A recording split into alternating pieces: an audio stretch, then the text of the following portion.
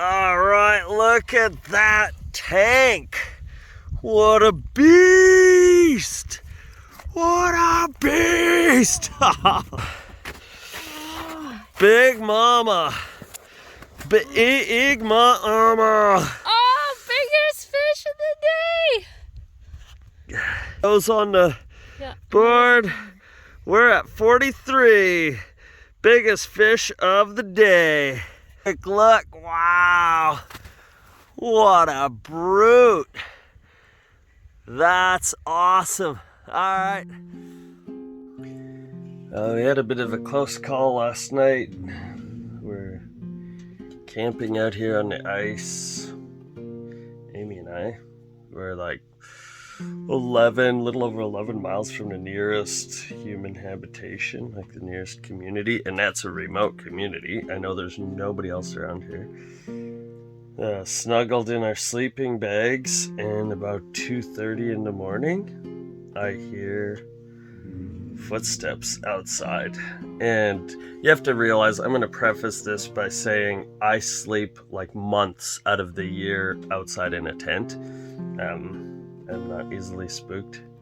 And you hear stories of this island's haunted, this point is a bad place, whatever, but I'm like, whatever. I'm not that superstitious. So, anyways, but I wake up, and superstitious or not, I hear something right outside our tent. And like in the snow, crunching. So I thought, it's probably a fox. Assuming it's probably a fox. Out looking for bait, because we have tulipies for bait here. Probably a fox mucking around looking for a tulipy. So I pull the window open, look outside, nothing. Like nothing. Shine my light around. Well, that's weird. I know I heard something, and it's almost dead calm, so like nothing's flapping in the wind. Thinking maybe it was frost forming in the tent because we'd shut the heater down. Maybe it's like condensation dripping. No, it was something crunching on the snow. I crawl back in my sleeping bag. I'm like, I'll just go to sleep. And I hear it again. And I'm like, that is something out in the snow right outside my wall. For sure, like right outside the wall. So I sit up, rip the window open, look out. Nothing. So I actually jump up and go outside, look around, nothing. And then look all the way around the tent, nothing. Come back in, crawl back into the sleeping bag, laying there. There's the footsteps again. Shunk in the snow, and then I hear like this metal sound, and I have my needle bar. It's like a 5 or 5.5 foot piece of 1-inch cold rolled steel sharpened to a needle point for chiseling through the ice, and all I could think was that sounded exactly like somebody pulling my needle bar. I had it standing just outside the door. It was like, that sounded just like somebody pulling the needle bar up out of the ice. Out of the snow.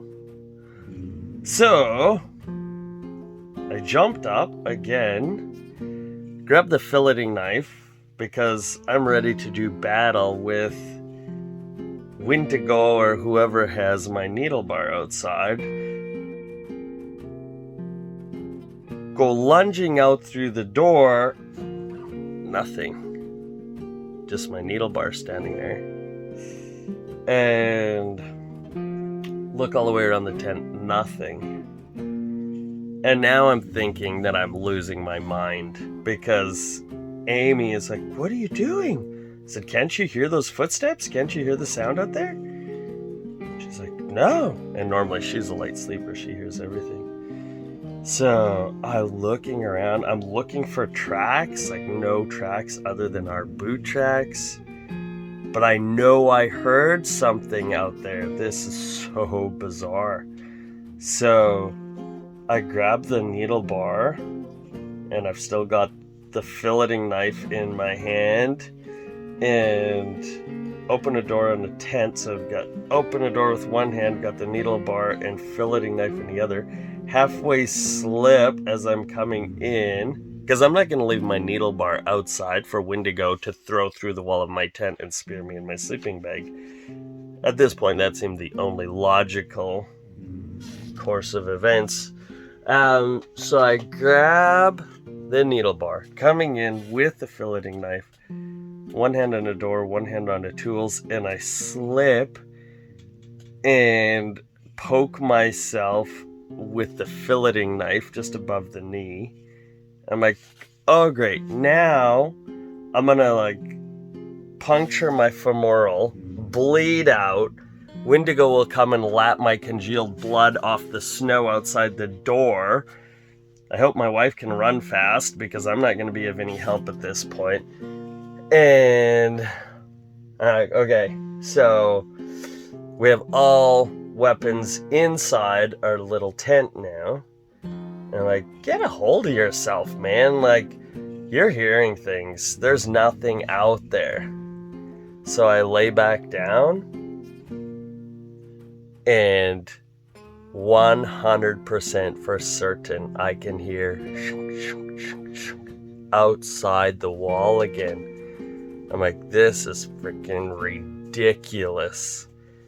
Rip the window open, and I mean rip the window open.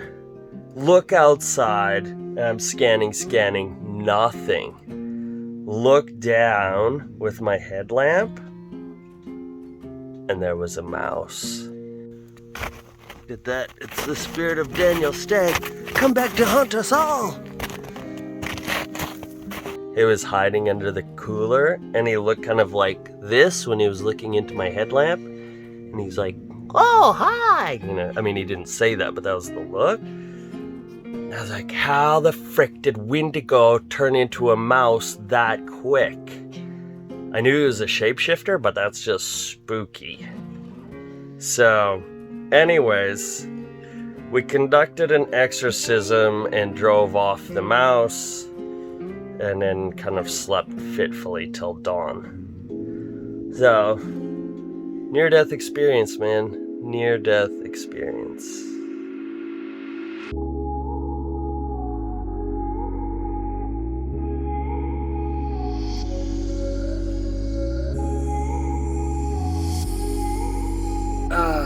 Well, good morning. Coffee water's on. Had a pretty good night's sleep. Only disturbance was a mouse about 2:30. Short-tailed field vole was rustling around outside the tent. It sounded like a pack of wolves, honestly, but anyways, it was just a pack of short-tailed field voles, or one short-tailed field vole. I think I actually recognize it. It's a stag on a line spirit animal. He keeps one like that in his. He's got a permy shack back out in front of Dauphin River, and I've seen that same mouse living in his permy shack. He feeds it and stuff. So I think it's like a spirit animal, a short-tailed field vole. At least from what his girlfriend Hope tells me, I think that's appropriate. Short-tailed field vole. Pretty sure. Anyways, other than that, we slept good, so getting rods rigged back up, get some bait in the water, and see what today brings. But first, coffee.